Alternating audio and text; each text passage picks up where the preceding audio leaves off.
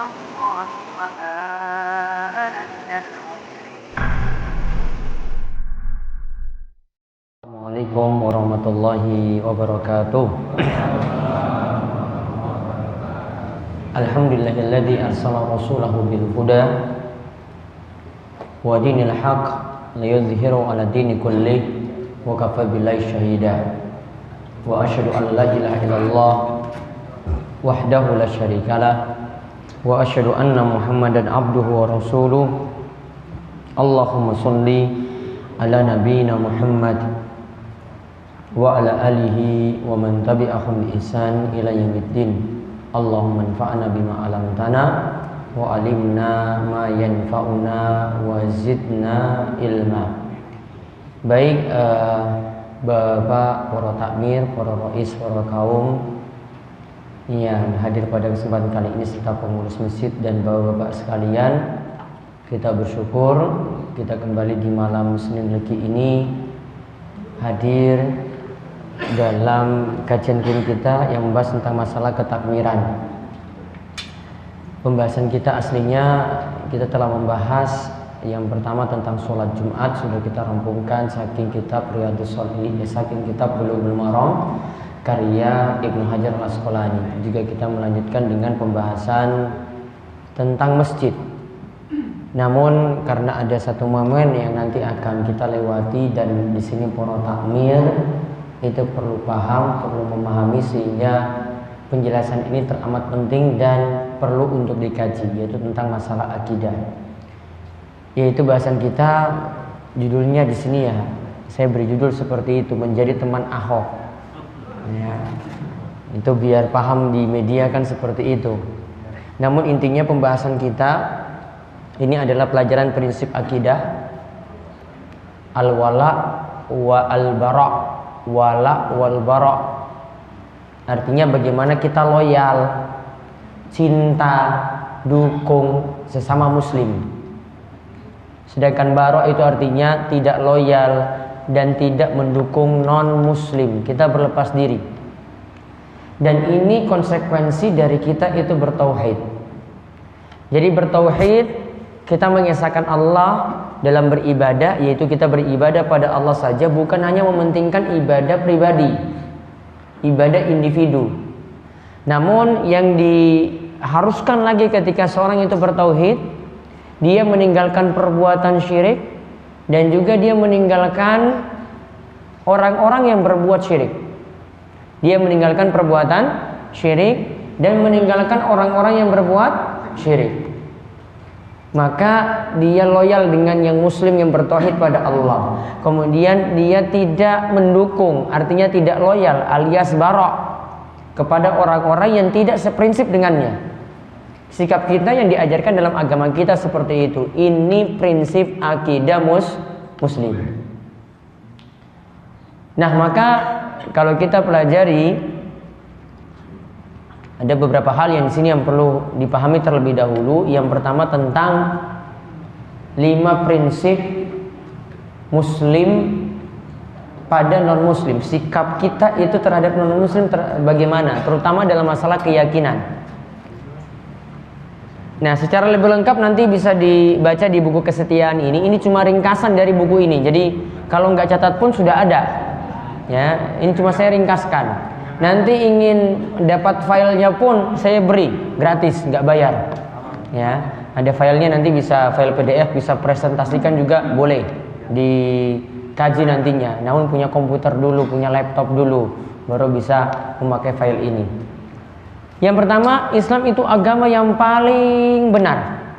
Inna dina indallahil Islam. Allah itu katakan sesungguhnya agama yang diterima di sisi Allah hanyalah Islam. Wa may yabtaghi ghairal islami dinan fala yuqbal min. Siapa yang mencari-cari agama selain Islam maka tidak diterima apa yang dia anut. Yang diterima itu hanyalah agama Islam. Apalagi Islam itu sudah sempurna. Al-yauma akmaltu lakum dinakum wa atmamtu 'alaikum ni'mati wa raditu lakumul Islam madina. Pada hari ini aku telah menyempurnakan Islam bagi kalian, kata Allah, dan aku telah cukupkan nikmat bagi kalian. Artinya Islam jadi nikmat yang paling besar. Wa raditu lakumul Islam madina, dan Aku telah ridho Islam itu menjadi agama kalian. Jadi Allah telah ridhoi Islam ini jadi agama kita, dan agama lain tidak Allah itu ridhoi. Keyakinan lain, kepercayaan yang lain tidak Allah ridhoi. Yang diridhoi hanyalah Islam. Yang kedua lagi yang perlu kita pahami, Al-Quran adalah kitab suci pedoman kita, bukan kitab lain, bukan rujukan yang lain. Referensi kita, pedoman kita, panutan kita, kita merujuk semuanya dalam Al-Quran. Nah, nanti dalam Al-Quran ini nanti mengarahkan kita pada hadis-hadis Nabi Sallallahu Alaihi Wasallam. Dan Allah telah katakan, wa anzalna ilaikal kitaba bil haqq, dan kami telah menurunkan Al-Quran, di dalamnya itu berisi kebenaran. Dalam Al-Quran itu berisi kebenaran. Ini yang disebutkan dalam surat Al-Maidah ayat 48. Keyakinan yang ketiga, Taurat dan Injil telah dihapus oleh Al-Quran. Kitab-kitab sebelum kita itu ada Zabur, ada Taurat, ada Injil. Itu semuanya sudah dihapus ketika Nabi Muhammad datang membawa Al-Quran. Ketika Nabi SAW mendapatkan wahyu Al-Quran, kitab-kitab sebelumnya sudah dihapus. Umar bin Khattab pernah suatu saat itu buka-buka Taurat. Dia baca ketika itu, dia baca utak-atik Taurat. Kemudian Nabi SAW itu katakan kepada Umar, "Afisyakin anta ya Ibn Khattab?" Engkau sudah ragu wahai Ibn Khattab? "Alam ati biha baydha'u nakiyah." Apakah engkau yakin bahwasanya kitab Taurat ini itu masih murni seperti dulu? "Lau kana akhi Musa hayyan wasahu illa ittibai." Kata Nabi SAW, andai Musa itu hidup saat ini, andai Nabi Musa itu hidup saat ini di tengah-tengah kita, kata Nabi, tentu Nabi Musa nanti akan jadi pengikutku. Nabi Musa itu akan jadi pengikut baginda Nabi SAW. Jadi ini coba lihat gambaran Nabi. Kalau Nabi Musa hidup di tengah-tengah Nabi Muhammad, ketika itu yang diikuti itu adalah Nabi Muhammad. Maka tadi kitab Taurat tidak manfaat lagi. Apalagi keterangan dari Al-Quran, Alkitab, Injil, Taurat, itu semuanya sudah berubah, tidak lagi seperti aslinya. Allah itu katakan, fawailul ladzina yaktubuna alkitaba bi aydihim tsumma yaquluna hadza min indillah. Celakalah orang-orang yang menulis kitab dengan tangan mereka sendiri. Mereka nulis kitab dengan tangan mereka sendiri. Lalu mereka sudah tulis ini hasil karya mereka sendiri. Mereka katakan bahwasannya ini adalah kitab di sisi Allah Subhanahu wa ta'ala. Sudah ngarang sendiri loh. Kayak kita nulis buku. Dikumpulkan alim-alim mereka atau orang-orang yang pintar untuk menulis, membuat tulisan-tulisan, kalimat-kalimat yang bagus, kemudian mereka bukukan. Lalu mereka katakan ini adalah wahyu dari sisi Allah, padahal dusta. Artinya di sini berarti kitab suci sebelum Al-Quran semuanya itu sudah berubah. Kalau sudah berubah berarti tidak boleh kita pakai lagi. Kemudian keyakinan yang keempat, Nabi Muhammad adalah Nabi terakhir. Nabi kita Muhammad SAW itu adalah Nabi terakhir. Kalau Nabi terakhir, yang paling terakhir itu patut kita ikuti. Itu yang wajib kita ikuti. Bukan Ibrahim, bukan Nabi Musa, bukan Nabi Isa alaihissalam. Namun yang kita ikuti adalah Nabi Muhammad SAW. Bukan yang diikuti Nabi sebelumnya. Karena tentu sesuatu yang datang belakangan akan memperbaiki yang sebelum-sebelumnya, ya kan? Sesuatu yang datang baru itu akan memperbaiki yang sebelumnya ada. Maka Nabi SAW akan menyempurnakan ajaran-ajaran sebelumnya. Namun ajaran sebelumnya itu semuanya akan terhapus.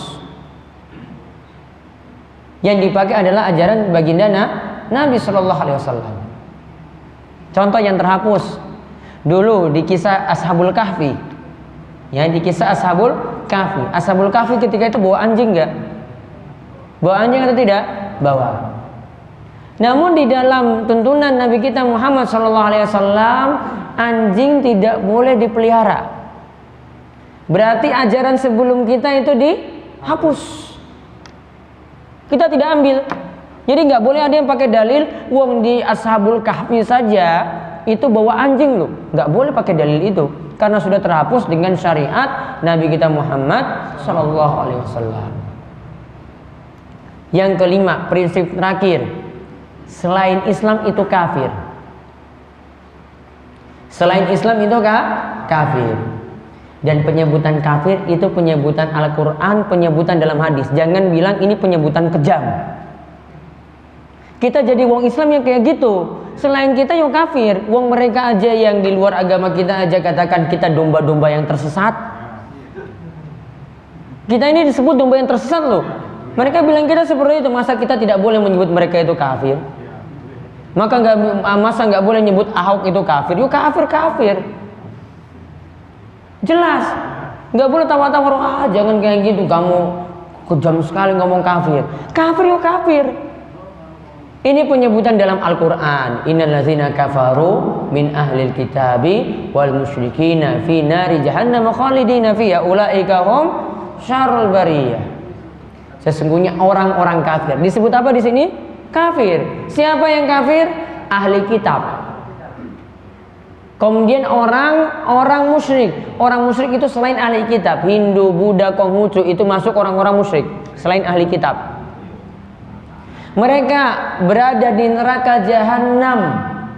Khalidina fiha, mereka kekal di dalamnya. Mereka itu adalah sejelek-jeleknya makhluk. Makhluk yang paling jelek. Baik. Lalu yang berikutnya, kalau sudah tahu prinsip tadi, maka perlu dipahami juga non-muslim, walaupun jujur, walaupun adil, walaupun amanat, mereka tetap sejelek-jeleknya makhluk. Tadi sudah disebut dalam surat Al-Bayyinah ayat ke-6. Ulaika hum syarrul bariyah. Mereka itu sejelek-jeleknya makhluk. Namun ingat, ini bukan diomongkan di depan orang kafir langsung. Kamu itu makhluk yang paling jelek, syarrul bariyah boy. Ya jelas ya, beda. Ini pelajaran kita ini loh. Para takmir juga jelaskan ke jamaah seperti itu. Namun kalau ngomong depan mereka ya enggak. Kafir sini depan sini. Oh enggak lah kayak gitu. Ada aturannya. Enggak dipanggil syarrul bariyah sini kamu. Enggak. Ini kita punya keyakinan seperti ini, nggak bisa ditawar-tawar. Walaupun tadi apa? Orangnya jujur, orangnya itu adil, amanat, nggak korupsi, anti korupsi. Walaupun seperti tetap dikatakan ulaika hum syarrul bariyah.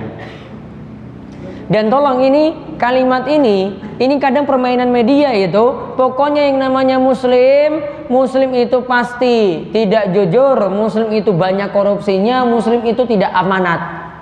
Yang non muslim itu paling jujur, paling amanat, paling adil, tidak korupsi. Ini permainan siapa ini?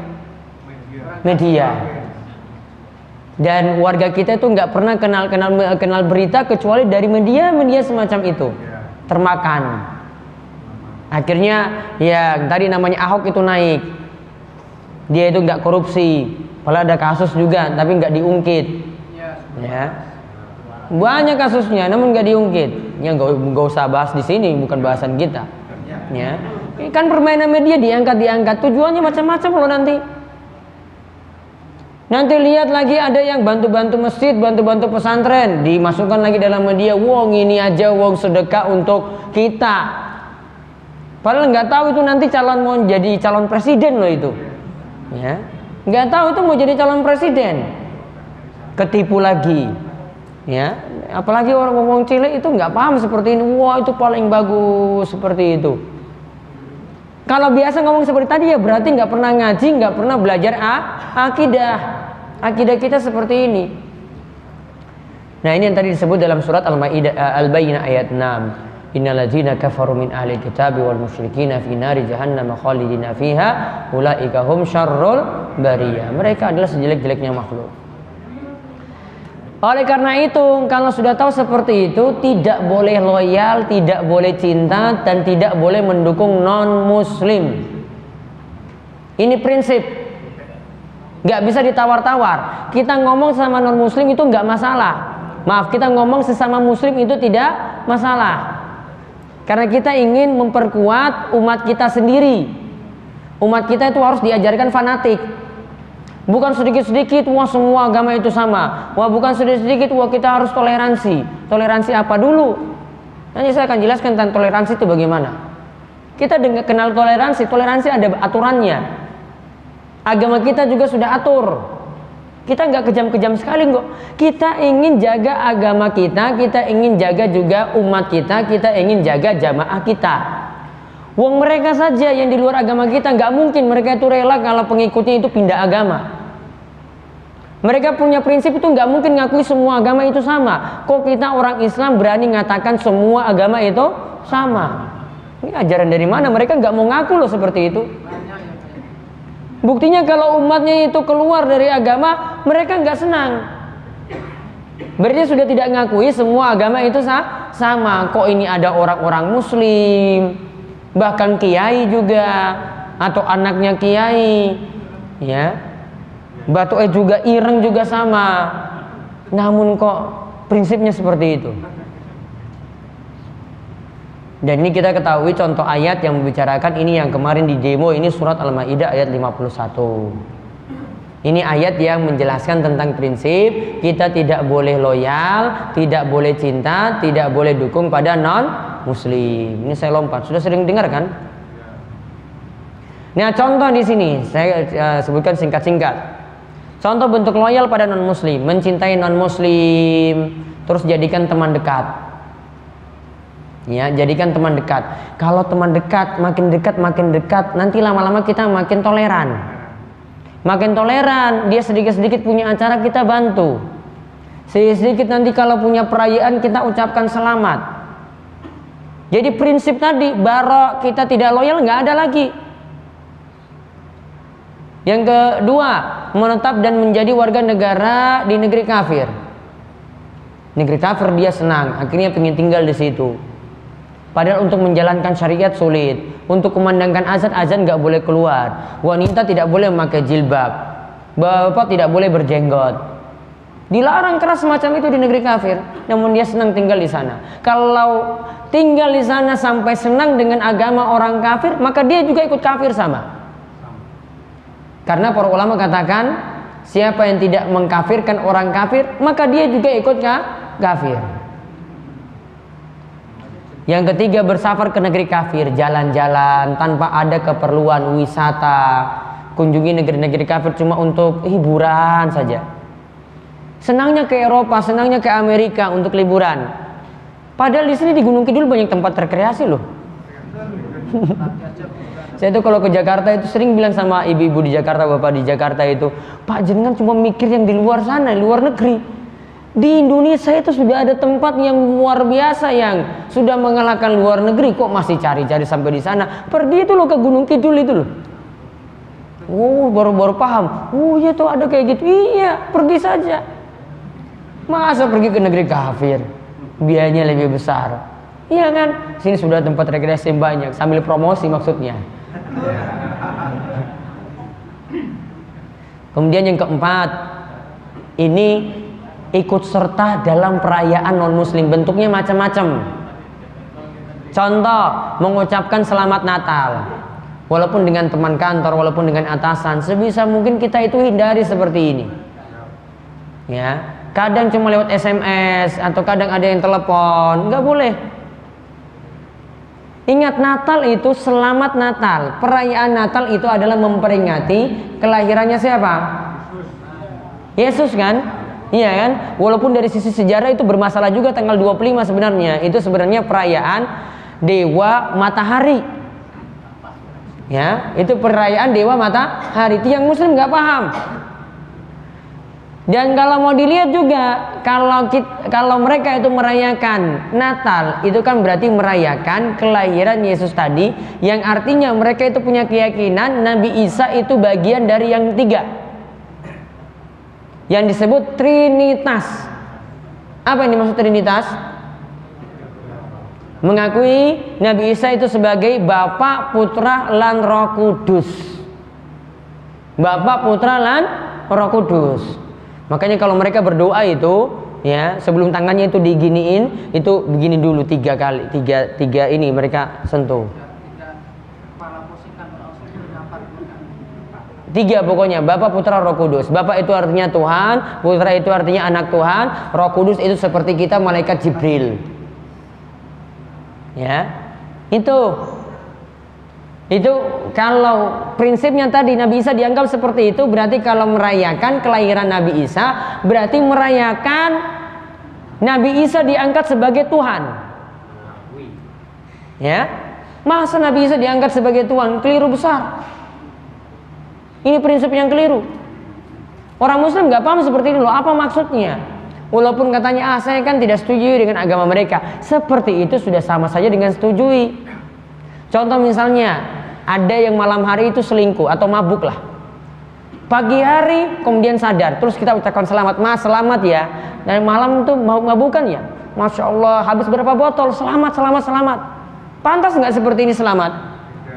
Ini cuma mabuk loh, nggak sampai kata-kata kufur seperti yang diyakini kaum Nasrani. Ini mabuk, dosa besar. Ini yang dilakukan perbuatan kufur kekafiran, lebih parah daripada sekedar mabuk. Tentu tidak pantas mengucapkan seperti itu. Contoh lagi, mendukung acara Natal. Ada lagi, menerima orderan makanan untuk Natal. Ada lagi, bertamu pada tetangga yang merayakan Natal. Mendukung itu artinya ada yang punya acara hajatan, kita masak bareng-bareng, ayo toleransi. Keliru besar seperti ini. Ya. Dan saya pernah lihat juga, mohon maaf, tiang panggang juga seperti itu. Kita-kita yang sekitar ini seperti itu juga. Nggak tahu prinsip itu seperti apa. Prinsipnya nggak tahu, nggak paham seperti ini. Yang namanya hidup bertetangga, monggo hidup bertetangga. Namun kalau untuk urusan agama, ibadah, perayaan, kita nggak boleh campur-campur.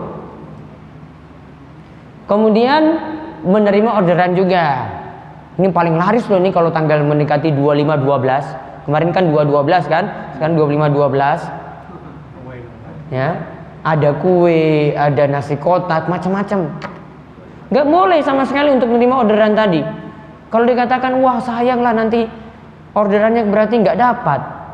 Rizki saya nanti ini, Allah akan ganti rizki tadi kalau kita meninggalkan sesuatu itu karena Allah, meninggalkan maksiat itu karena Allah, meninggalkan yang haram itu karena Allah. Allah akan ganti. Justru kalau kita ambil orderan semacam itu jadi tidak berkah. Anaknya nanti diberi nanti dari hasil penghasilan kita, jadi makan yang tidak berkah. Jadi sia-sia loh. Juga termasuk bertamu pada tetangga yang merayakan Natal di sini. Ini kalau kebiasaan orang Timur, ini dulu kebiasaan saya ketika kecil.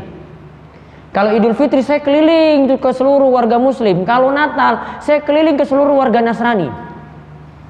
Bertamu. Sebenarnya tujuannya itu cari minuman kotak. Iya, cuma ada ketika itu. Sama dapat, ya istilah kita kalau di Idul Fitri itu apa? Ya ada uang lah dia kasih, mau 1.000, mau 5.000, mau 10.000. Biasanya kalau rumah yang nggak kasih kita nggak akan datang. Ya. Namun kalau ada rumah yang ketahuan ngasih amplop tadi, kita nggak kenal pun pasti akan datang itu. Wah itu bapak itu tuh baik sekali itu. Nah dengan non muslim itu keliling seperti ini. Ini kebiasaan dan adat di Indonesia Timur. Keliling mubeng satu kampung, cari ini yang mana yang punya pohon-pohon Natal. Ya, yang punya pohon-pohon Natal kita datangi. Ya, itu berarti sedang merayakan Natal. Ya nggak paham dari dulu. Ya, dan dulu kita tinggal di lingkungan non muslim, nggak paham seperti itu prinsip-prinsipnya. Nah kemudian ini lagi bentuk loyalnya, tasyabbu, pingin gayanya, modelnya itu ingin cocok dengan orang kafir. Itu yang menjadi ciri khas mereka. Coba lihat anak muda saat ini, kalau lihat orang barat rambutnya itu mau rusak bagaimanapun diikuti. Ini berambut anak pang ini namanya. Ya. Naik ini semuanya, jabrik semuanya gini kan. Diikuti. Sampai saya bilang kalau Ronaldo itu mungkin dia itu rambutnya model yang aneh-aneh pun diikuti juga. Mungkin cuma tinggal satu helai saja, mungkin diikuti juga itu kalau anak-anak muda saat ini. Wah itu model artis ini bagaimana, model pemain bola ini bagaimana rambutnya, ikuti. Ya, ini namanya tasyabbu. Contoh tasyabbu di sini, lihat. Ini baju pemain bola. Jersey. Apa di sini anehnya? Tengahnya ada apa? Salib kan? Dipakai ini loh. Dipakai coba. Coba bayangkan kalau baju Pirelli ini masuk masjid, coba sholat di sini. Berarti yang masuk apa dalam masjid? Anak muda pakai salib. Dan beberapa baju atau jersey bola itu di logonya itu ada tanda salib. Enggak boleh. Nabi SAW itu perintahkan untuk tanda-tanda seperti itu dibuang. Adi bin Hatim itu baru masuk Islam. Dia belum tahu kalau nggak boleh pakai salib. Dia datang di hadapan Nabi SAW, ngobrol dengan Nabi. Nabi lihat dia pakai salib. Nabi katakan, "Itra hazal wasan." Buang berhala itu. Buang patung kamu itu. Nabi suruh buang salibnya tadi. Nggak boleh pakai salib seperti itu. Namun ini sesuatu yang wajar kalau di anak muda seperti ini, malah bangga ini. Wah, ini baju jersinya ini bagus sekali, ini putih. Wah, ini klub kesukaan saya lagi. Ini apa? Tahu? Sinterklas. Ini kalau jadi kerja di perusahaan-perusahaan non muslim, mohon maaf, ya. Itu pegawainya suruh pakai seperti ini. Pakai jilbab, pakai baju Sinterklas lagi. Pakai jilbab. Topi langsung pakai topi merah lagi, tutup itu tadi, ditutup jilbabnya itu dengan topi Sinterklas. Sinterklas ini ceritanya kalau di hari Natal itu dia yang senang bagi-bagi hadiah. Ya, dia itu biasanya barengan dengan ada yang orang hitam, dibuat itu hitam, itu yang biasa untuk dekati anak-anak yang nakal. Kalau Sinterklas ini baik. Namun ini simbol pakaian mereka. Kita kalau lihat ada yang pakai seperti ini, pasti kita katakan bahwasanya dia itu bukan muslim. Namun kalau jenengan kerja di instansi-instansi atau di perusahaan-perusahaan untuk nyambut tamu ketika mendekati 25-12 tadi, disuruh pakai baju seperti ini. Saran saya kalau ketemu perusahaan seperti itu mendingan resign saja, tidak usah kerja di situ lagi. Ini toleransi terlalu sangat-sangat keterlaluan sekali. Masa orang yang pakai jilbab loh disuruh pakai itu. Masa ada yang pakai koko suruh pakai itu lagi. Gimana itu aturannya? Yang ini apa? Ada trompet jam 12 malam. Apa? Merayakan tahun baru. Ini tahun baru ini perayaannya non muslim. Ya, ini perayaan non muslim, kalendernya aja itu kalender mereka, kalender Masehi. Itu berarti bukan kalender Hijriah. Ini perayaan mereka. Kita terlalu terpukau dengan euforia yang ada ketika itu, senang-senang yang ada ketika itu. Ya, saya waktu kecil ya senangnya seperti ini dulu. Dulu kalau kita nyambut tahun baru, ini mainan di Jawa ini sama sekali tidak ada yang sekelas atau selevel dengan mainan kita. Dulu kita tuh pakai pipa. Ya, main meriam seperti tentara-tentara pakai itu, kita buat dari pipa. Ya, kadang-kadang yang buat pipanya itu kayak panjangnya kayak tiang listrik. Ya, kalau kita buat yang kecil-kecil, kemudian isi karbit, tahu karbit ya? Nah, kemudian diisi air, kemudian kalau sudah mendidih, wah itu siap-siap untuk ditembak. Kemudian langsung boom. Itu mulai dari bulan Desember sampai tahun baru. Ya, itu mulai dari bulan Desember sampai tahun baru. Jadi setiap hari dengar bunyi bom terus, bunyi ini terus, ganggu orang lain. Ya berarti dulu saya ganggu orang lain juga berarti. Itu. Dan trompet juga sama. Trompet ini juga, kalau trompet ini budayanya orang Yahudi. Dulu pensyariatan azan, awalnya Nabi SAW itu dengar jejak pendapat dari para sahabat. Ada yang usulkan pertama, wahai Rasul, gimana kalau mau panggil jamaah kita bunyikan lonceng saja. Lonceng berarti mirip agama apa? Nasrani. Rasul tidak setuju. Kemudian ada usulan lagi, bagaimana kalau panggil jamaah itu dengan trompet saja? Ya, ketika itu juga Rasul tidak setuju karena itu budayanya orang Yahudi, diikuti saat ini. Ya, anak-anak muda itu senangnya malam tahun baru itu pakai trompet tadi, budaya Yahudi itu ditiru. Sudah dikatakan oleh Nabi SAW jauh-jauh hari. Waktunya juga sia-sia, pingin nanti sampai jam 12 malam, kemudian ingin berdoa nanti biar jadi lebih baik di tahun berikutnya. Wong ganti tahun saja dia nggak sholat subuh. Ganti tahun saja nggak sholat subuh, gimana mau baik coba? Baru ganti tahun loh, baru berapa jam lewat, sudah nggak sholat subuh. Karena orang kalau sudah nunggu sampai jam 1, jam 2, ya gimana mau sholat subuh? Maka tolong kalau punya anak-anak laki-laki, anak perempuan yang masih remaja, tolonglah diingatkan masalah ini biar menjadi paham. Kemudian Islam tetap bertoleransi dan berbuat baik. Kita nggak keras-keras sekali loh. Islam itu nggak mungkin bubarkan orang yang sedang beribadah, itu nggak mungkin.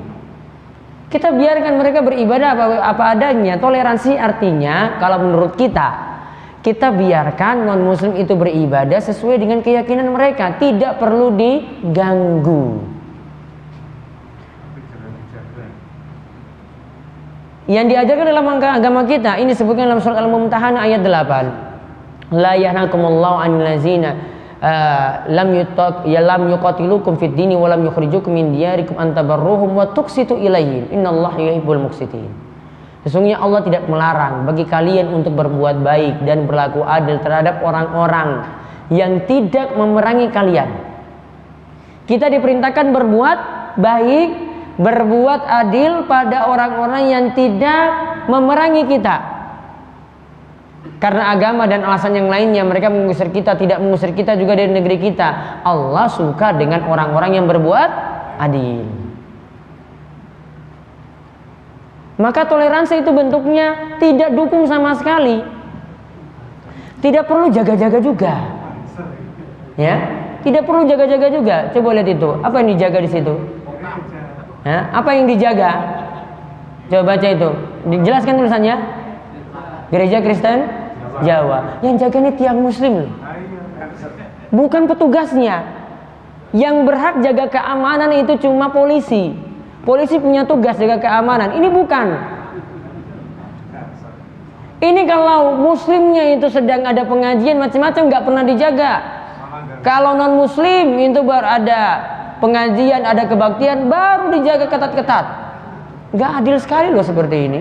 Apa-apaan. Ingat, toleransi itu membiarkan non muslim beribadah tanpa perlu kita ganggu. Tidak perlu dijaga. Dibiarkan saja itu sudah selamat. Ya, kita biarkan saya sudah, mereka aktivitas, kita aktivitas sendiri, sudah selesai. Karena kita punya prinsip, sudah kita yakini lakum dinukum waliyadin. Bagi kalian agama kalian, bagi kami agama kami tidak ganggu. Namun kita juga tetap berbuat baik, tetap ada bentuk baiknya, misalnya nolong kalau ada yang susah dan sakit. Kita berbuat baik juga, tetap berbakti pada orang tua. Kalau ada yang punya orang tua non muslim, tetap diperintahkan untuk berbuat baik. Kemudian boleh memberi hadiah pada non muslim. Contoh dalam hasil kurban, dulu pernah kita bahas ketika pembahasan kurban ya. Ada yang pernah bertanya, gimana kalau non muslim itu diberikan hasil kurban? Diberi. Saya tidak katakan dia ikut urunan atau arisan, saya nggak setuju. Kalau ikut arisan atau urunan itu malah merusak. Karena yang disyariatkan kurban itu cuma tiang muslim, maka sepertujuh itu cuma dari tiang muslim. Namun di sini tidak, dia nggak ikut, namun dia tetangga. Boleh nggak kita beri? Jawabannya boleh. Juga seperti misalnya berbuat baik dalam hal kita dengan tetangga non muslim, itu Nabi SAW saja perintahkan untuk berbuat baik pada tetangganya Yahudi. Juga boleh memperkerjakan orang kafir dalam proyek kaum muslimin. Namun ya sejatinya ya tetap yang paling bagus ya tetap loyal pada yang muslim, orang-orang muslim yang dipekerjakan. Namun seperti ini masih boleh. Tetap memuliakan tamu orang kafir, tetap kita muliakan. Juga boleh berbisnis juga dengan orang kafir. Selama dia tidak mengikat kita, selama tidak ganggu agama kita, kita berbisnis bebas seperti itu masih boleh. Kemudian yang terakhir, hati-hati dengan nikah beda agama. Ya, ini ada 4 contoh nikah di sini. Kalau muslim laki-lakinya, muslimah perempuannya, nikahnya itu yang paling baik. Kalau muslim dengan wanita ahli kitab dalam ayat Al-Quran itu masih katakan boleh. Kalau muslim dengan wanita non ahli kitab seperti Hindu, Buddha, Konghucu dan keyakinan-keyakinan kepercayaan, laki-lakinya muslim nikah dengan Hindu misalnya, sudah tidak boleh, tidak sah. Laki ahli kitab atau laki-laki non muslim menikah dengan wanita muslimah, statusnya tidak sah dan dihukumi sebagai zina. Nah, seperti itu bahasan kita untuk kesempatan malam hari ini. Itu saya kita tutup, kalian doa kafaratul majlis. Monggo. Subhanakallahumma bihamdika asyhadu an la ilaha illa anta astaghfiruka wa atubu ilaik. Assalamualaikum warahmatullahi wabarakatuh. Nah, itulah video-video Darus Sholihin TV. Dukung Darus Sholihin dan jangan lupa subscribe videonya biar mendapatkan ingatan terus setiap hari.